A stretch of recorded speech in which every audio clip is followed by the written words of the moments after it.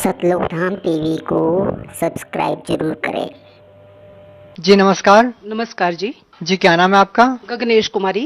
गगनेश जी कहाँ से आए हो आप? मैं गांव राजगढ़, डाखाना राजगढ़, तहसील बल, जिला मंडी, हिमाचल प्रदेश से आई हूँ। सबसे पहले हम आपसे ये जानना चाहेंगे कि आप क्या करते हैं?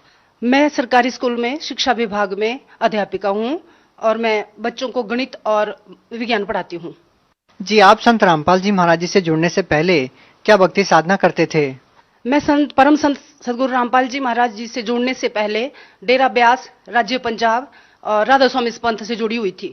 कितने साल से? सन 2000 में लिया था और 2014 तक, हाँ, लगभग 13 साल तक मैं वहाँ जुड़ी रही। राधा स्वामी पंथ में आपने किन से नाम उपदेश ले रखा था? मैंने डेरा ब्यास से जो जयमल सिंह महाराज जी के द्वारा चलाया हुआ है, तो वहां से मैं जुड़ी थी। गुरिंदर सिंह आजकल वर्तमान में गुरिंदर सिंह ढिल्लों आजकल उनके मौजूदा गुरु हैं, उन्हीं से मैंने भी नाम दीक्षा ली थी। देखिए आपने राधा स्वामी पंथ से लगातार 12-13 साल तक भक्ति की है, उसके बाद आपके जीवन में ऐसा क्या होता है कि आप वो साधना छोड़कर संत रामपाल जी महाराज जी की शरण में आ गए? एक तो उतनी उस हम श्रद्धा से वो कर भी रहे थे भक्ति, पर घर में शांति नहीं थी, चैन नहीं था और ऐसे ही अंधश्रद्धा से हम चले हुए थे और समझ में नहीं आ रहा था कि क्या बात है। फिर मेरे पिताजी जो ड्राइंग मास्टर रिटायर हुए हैं, उन्होंने साधना चैनल पर संत रामपाल जी महाराज जी का सत्संग सुना और वो गुरु परम संत सतगुरु रामपाल जी महाराज ने सभी आजकल के धर्मगुरुओं की किताबें और जहां पर वो गलत पाए गए उसको वो बता रहे थे।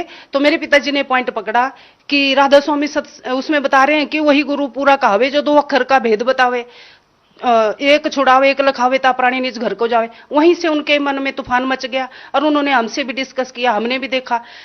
हमने कुछ समय तक तो ये बात माना नहीं, लेकिन धीरे धीरे तूफान तो मच गया कि हमें तो वो 2 मंत्र मिले ही नहीं है जो लिखे हुए हैं। और फिर दुखी भी हम थे, उस भक्ति को करने से दुखी भी काफी थे। कोई चैन नाम की चीज नहीं थी हमारे पास। आर्थिक रूप से तो हम थे, हमारे पास धन संपत्ति थी, लेकिन मानसिक शांति बिल्कुल नहीं थी। फिर हमने जब जैसे जैसे हम संत रामपाल जी महाराज जी का ज्ञान सुनते रहे, उनके सत्संगों को सुनते रहे, उससे हमने बहुत ज्यादा ये हमें विवश होना पड़ा कि संत रामपाल जी महाराज जी का ज्ञान ही सही है और हमें छोड़ना। मैंने तो जो 2 अक्षर का ये नाम है उसको लेने की बहुत ज्यादा प्रबल इच्छा मेरे मन में हुई कि अब तत्काल मैंने छोड़ दिया। और मुझे तो वहां पर वो सेवा भी दी गई थी, स्टेज पर बैठ करके बुक रीडिंग करना, 4-5 बार मैंने वो भी कर ली। लेकिन जो ही मुझे पता लगा कि हम तो बहुत ज्यादा लो लेवल का ये ज्ञान है और उससे हमारा भला शास्त्र के विरुद्ध है और शास्त्र के विरुद्ध भक्ति थी, वो गुरुजी कोई भी शास्त्र प्रमाण नहीं देते थे। अकेले उन्होंने संतों की वाणियां ली हुई थी, तो उसका ही वो सरलार्थ करते थे और 5 नाम का मंत्र दिया हुआ था।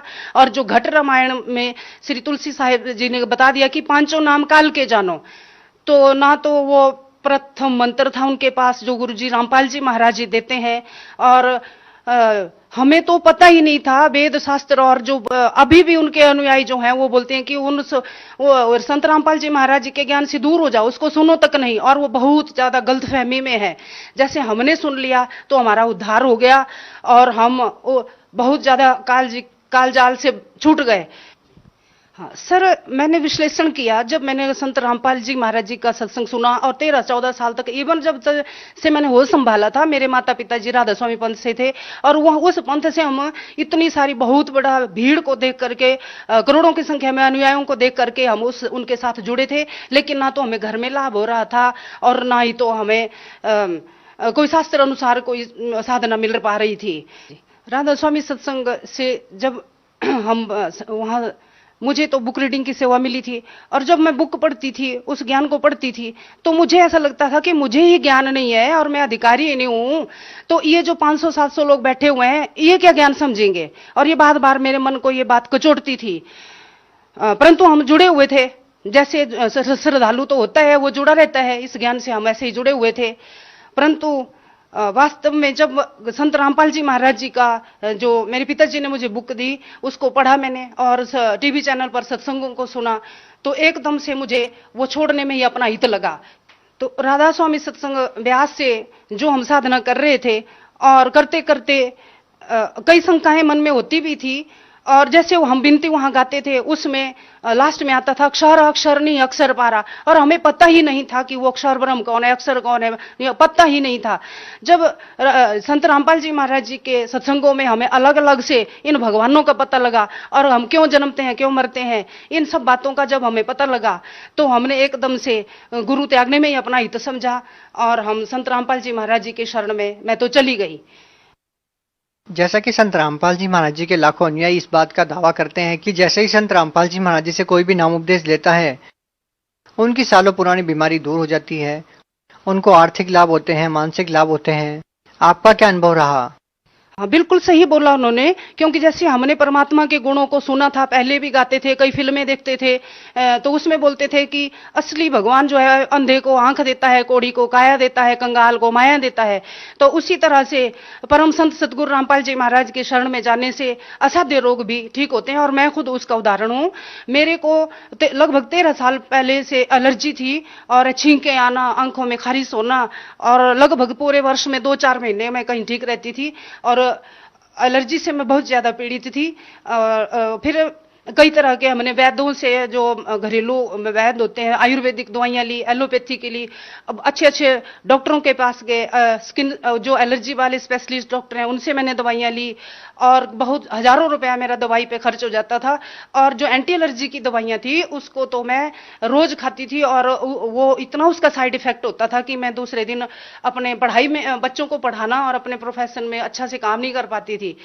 तो जब से मैंने 2014 से गुरुजी रामपाल जी, परम संत सतगुरु रामपाल जी महाराज जी से दीक्षा ली, तो सबसे पहले तो मैं, और होता है जी, अब जब थक हार के मैं उनके पास इसके लिए भी गई कि मैं, मेरी एलर्जी, ये भयंकर बीमारी ठीक हो जाए। और मुझे उसके बाद से लगभग 2-3 महीने में इतना, और आज अब मैं मुझे नहीं याद कि पूरी वर्ष में मैं कहीं एक या 2 गोली कहीं लेती हूँ, मैं बिल्कुल ठीक हूँ। तो संत रामपाल जी के उन अचूक मंत्रों में, उनकी वाणी में बहुत ज्यादा शक्ति है। और क्या लाभ मिले? हाँ, और लाभ, एक तो आध्यात्मिक लाभ मिला, वो जो शास्त्र विरुद्ध साधना मुझे राधा स्वामी पंथ में हम कर रहे थे, उससे से छुटकारा मिला, सदमंत्र मिले।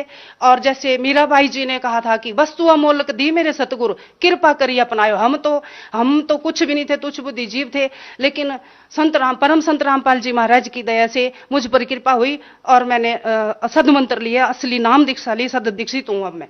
और लाभ, मेरे हस्बैंड आजकल सरकारी स्कूल में, वो भी शिक्षा विभाग में एज ए प्रधानाचार्य कार्यरत हैं, तो उनकी 2017 में जो है वो प्रमोशन हुई, और वो थके हुए भी थे, अपनी एडजस्टमेंट के लिए 250 किलोमीटर दूर उनका उन्होंने ज्वाइन करना था, और शिमला से चौपाल होते हुए बहुत ऊंचाई पे वो रोड था, सड़क थी, वहां से वो जा रहे थे, बहुत कच्चा रोड था, रास्ता था, तो गाड़ी जो थी वो रात होने को थी, तो उनको नींद आ गई। और जब उन्होंने देखा कि पहाड़ के साथ गाड़ी ऑन थी, वो चालू थी, और पहाड़ के साथ वो टकरा के खड़ी हो गई थी, और उनको बहुत गहरी नींद आ गई थी। जब वो बोलते हैं कि शायद मुझे 1 घंटे के बाद जाग आई, तो गाड़ी ऑन थी, और मुझे नहीं पता कि ब्रेक पे कैसे मेरा पैर रखा गया था, किसने रख दिया, और मैं सुरक्षित था।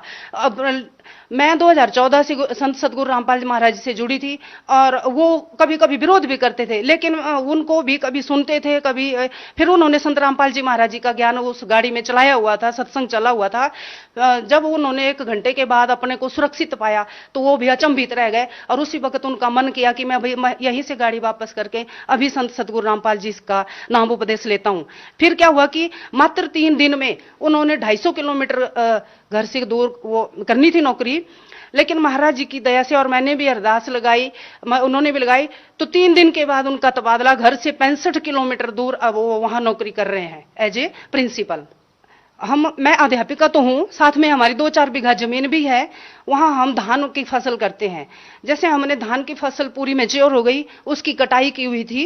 धान की फसल की कटाई करने के बाद हमारे यहाँ जंगली सुअर बहुत ज्यादा है, और वो पूरी फसल को चौपट कर देते हैं। तो हमारे साथ भी हुआ कि काट के, जैसे ही वो फसल खेतों में थी बिछी हुई, तो उन्होंने वो जो सॉलिड दाने धान के थे, उनको उन्होंने सारा का सारा वो उससे निकाल दिया था। वो करते हैं ऐसा ही बंदरबाड़ी। तो जब हम इकट्ठा करने लगे, उसको लाने लगे थ्रेसिंग के लिए, तो मेरे को रोने को मन हुआ, और लगभग मैं रो गई, और बड़ा दुख हुआ कि हम इतनी मेहनत करते हैं, आजकल फसल बड़ी मुश्किल से हुई। तो वो लगभग खत्म थी। उसमें वो सॉलिड दाने तो नहीं रहे थे धान के, फिर भी हम ले आए और थ्रेसिंग की हमने।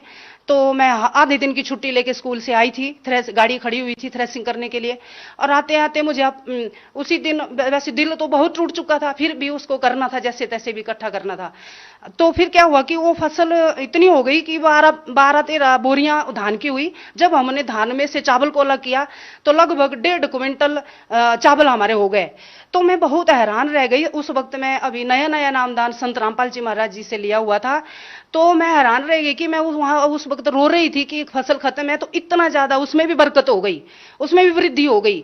तो असली संत, असली जो पूर्ण संत होते हैं, उनके ऐसे कारनामे होते हैं।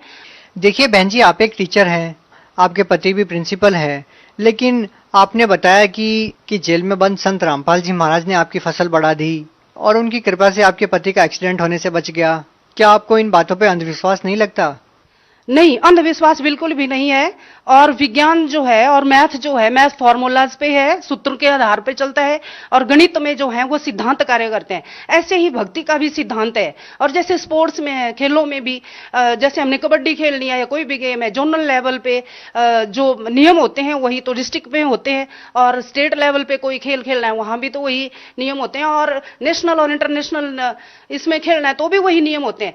तो यही तो दिक्कत है, यही तो विडंबना है, यही तो दुर्भाग्य है कि हमारा कोई सिद्धांत ही नहीं है भक्ति करने का। तो संत रामपाल जी महाराज जी के सत्संगों में जुड़ने से, उनसे जुड़ने के बाद तो हमें पूरा भक्ति, प्रॉपर वे ऑफ वर्शिप का भी हमें पता चला।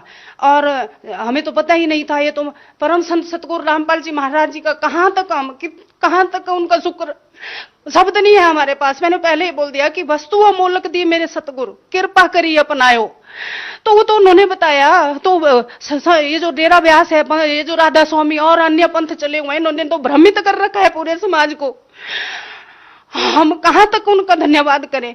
और यजुर्वेद अध्याय नंबर 19 के मंत्र नंबर 25 और 26 में बताया है कि जो पूर्ण संत होता है, तत्वदर्शी संत होता है, वो 3 बार की पूजा विधि बताता है, 3 बार जो है मंत्र दीक्षा को देता है, उस नाम दीक्षा की उस प्रक्रिया को खत्म करता है।